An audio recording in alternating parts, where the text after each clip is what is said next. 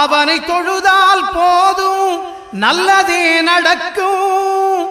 ஆனை முகனை தொழுதால் நவக்கிரகங்களும் மகிழும். நல்லதே நடக்கும், நல்லதே நடக்கும்.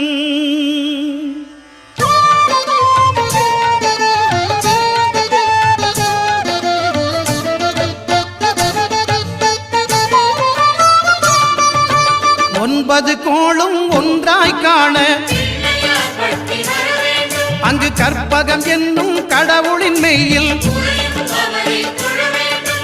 ஒன்பது கோளும் ஒன்றாய் காண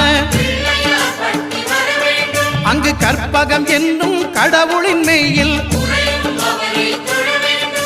சூரியன் முதலாய் 9 கிரகமும் பலவித குணங்களை கொண்டிருக்கும் எங்கள் கற்பக தருவில்